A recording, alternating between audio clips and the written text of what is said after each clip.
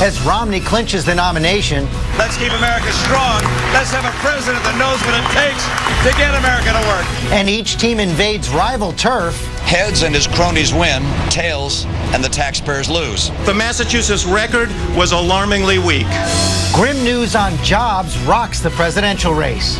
Our economy is still facing some serious headwinds. The president's policies and his handling of the economy has been dealt a harsh indictment this morning. Is Obama to blame? Can Romney do better? The campaign strategists come to this week for their first debate. Stephanie Cutter for Obama and Eric Fernstrom for Romney join our Powerhouse Roundtable with George Will, Paul Krugman, and Donna Brazile. Plus, John Edwards gets off. Finally, my precious Quinn, who I love more than any of you could ever imagine.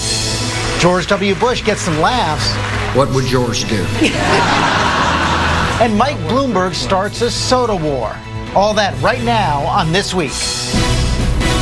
From ABC News, This Week with George Stephanopoulos. It's your voice, your vote. Reporting from ABC News Election Headquarters, George Stephanopoulos. Hello again. Just about 5 months before Election Day, that jobs report on Friday was a gut check for President Obama. It reminded all of us what this campaign is really about, and just about guaranteed the race will be a nail-biter all the way. The latest polls show a dead-even contest, a country on edge, anxious, and divided as ever. Not thrilled with President Obama's leadership, not sure Governor Romney has any better answers. Here to make the case for their candidates this morning in their first debate from the Romney campaign, Senior Advisor Eric Fernstrom, Obama Deputy Campaign Manager Stephanie Cutter. They join our regulars George Will and Paul Krugman, Nobel Prize-winning author of new book, End This Depression Now, just told me it's a bestseller in Spain. Indeed. Congratulations. And Stephanie, let's get to the economy, and let me begin with you. Right after that jobs report came out on Friday, Governor Romney did respond. He said this president is responsible for the fact that this recession has gone on so long and is hurting so many people. Your response? Well, George, I think the president said it best on Friday that, we are still in a recovery period. Over the past 27 months, we have created 4.3 million private sector jobs. The issue is that we're not adding jobs fast enough. If you looked at the report on Friday, the areas where we are doing well are areas that we've been able to affect policy. Manufacturing jobs continue to rise. And that's precisely because the president stepped in and did what nobody else was willing to do to save the auto industry. And that has had a great impact on manufacturing jobs up and down the supply chain. Now, that report also showed areas that are still hurting, particularly teachers and construction workers. And that just shows the wisdom of the president's policies, because we have two policies sitting on the desk of Congress right now that they could act on to put teachers back to work and put construction workers back to work, rebuilding our roads, bridges, and highways. Let's get Eric to respond to that. What do you make of that? The Governor Romney's been quite critical of what the president did with the auto industry. Well, I agree with Stephanie first that this president is not adding jobs fast enough. And I think for anybody who is urgently waiting for improvement in the economy, last week was not a good week. And it's not just the devastatingly weak jobs report we got on Friday. It was also the revision in GDP downward for the first quarter. It's a drop in consumer confidence. It was an increase in unemployment claims. And it's not that we don't think that this president is trying. I think he is. It's just that his policies are not working. And by the way, George, not just the policies. Autos? Just let me stay on jobs for a moment, not just the policies. We gave the keys to the largest economy in the world to a person who did not have any prior executive leadership experiences. Governor Romney has led in the private sector. He organized and ran the Winter Olympic Games in 2002. He's run a state successfully. I think that's a big difference between these two. I want to get into more on the records in a moment, but let me turn it over to George Will now, because this comes at a point, this May jobs report, where perceptions usually get baked in a presidential race. Exactly, and no matter what Congress does, nothing the government can do is going to change the trajectory of the economy right now. Since the Second World War, no president has been reelected with the unemployment rate over 7.4%. What we learned this week is for sure it's going to be over 7.4%. We now have 40 consecutive months of 8% unemployment or more. The average work week went down. As you're right, they revised downward the first quarter GDP. They also revised downward the jobs creation in April. So there was simply nothing in this report to give people confidence. And what it does begin to answer is a question. Was this going to be 1984 or 1980? 1984, when Reagan can run after a deep recession on the morning in America and the revival has begun. Or would it be 1980 with a sense of stagnation and permanence in stagnation? And it looks increasingly like Well, let's get to the economist then. Where is the economy right now? Well, the economy is weak. It's not terrible, but it's weak. The bitter irony here has to be for Obama, certainly for people like me, is that if the Republican answer is let's slash spending, let's have low taxes, that's actually the policy we've been following. It's amazing, actually, especially if you look at the last couple of years.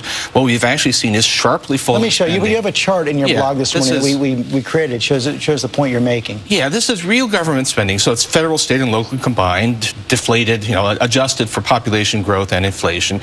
And it is plunging. It's plunging mostly because of cutbacks at the state and local level, because the aid that they were receiving in the stimulus has run out, but also because unemployment benefits have been expiring because Congress won't, Republicans in Congress won't extend them.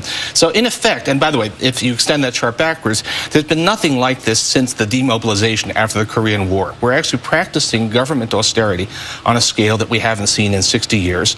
It's not the president's policy. In effect, we've already got the policies that Republicans say they will impose if they take the election, and yet, of course, it may lead to the defeat of this president. And that's the point Stephanie was making, so bring it back to you. What would Governor Romney do right now, not in the future, right now, to get the economy moving again? Well, it's not just, as Paul says, tax policy. That's part of it, of course, but it's also spending policy, it's regulatory policy, it's confronting China on their unfair trade practices. It's labor policy, George. The governor has laid out very detailed plans. People can go to mittromney.com and learn about them for themselves. But I think what we really have here... I know from detailed plans, and there is nothing there. There is not a blessed thing What we really have here is a deficit in leadership. And this president came into office without any prior experience running anything. He never even ran a corner store. And I think it shows in the way that he's handling the economy. Can the president do anything now? He could get Congress to act. The proposals that we've put forward that have been sitting there for 9 months, independent estimates have put those proposals at 1 million jobs. So there are 1 million jobs sitting on that table in Congress right now that they could move on. They need to get off their hands and stop rooting for failure. That's really what's going on right now. And we can impact the economy.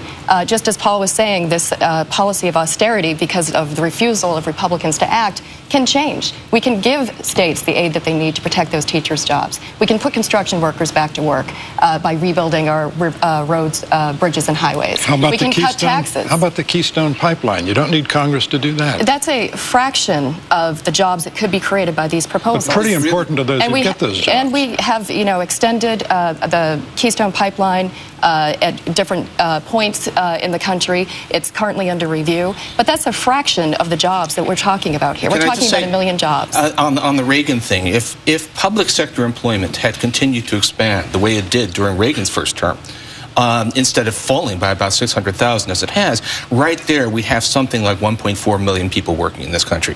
So if you actually look at the actual track record of government spending, government employment, Reagan is the Keynesian, and Obama, mostly because of political constraints, although a little bit of lack of conviction on the part of his own people, has been the anti-Keynesian. He's been the one who's been doing what Republicans say is the right answer. If I have a political critique, it's that the administration has been very reluctant to make that case. They've been very hesitant about saying, look, we're trying to do the right thing, but those guys won't let us. I think for fear of seeing... But isn't it, that you got to the point at the end. I think the danger of that argument, you were making part of it right now, is that the more you blame Congress and nothing gets done, the weaker you look. Well, there's I think they have no alternative. I'm speaking of term. What do I know about political strategy, right?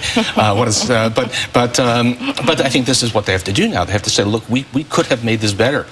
And it's Harry Truman, the do-nothing Republicans in Congress. Can I say, George, just on that point, I do think it's important for Republicans in Congress to come together with the president on some bipartisan jobs legislation. The problem is this president has made it nearly impossible to do that because of the way he demonizes his opposition, his personal attacks against Paul Ryan. I can tell you that when Mitt Romney was governor of Massachusetts, he had to confront a Democratic legislature. Every week, he would invite the Democratic leaders to come into his office. They would discuss agenda items. If they didn't have an agenda to discuss, they would talk about the last movie they saw. But the important thing was to keep those lines of communication open. This president hasn't done that, and I think we're for the worse.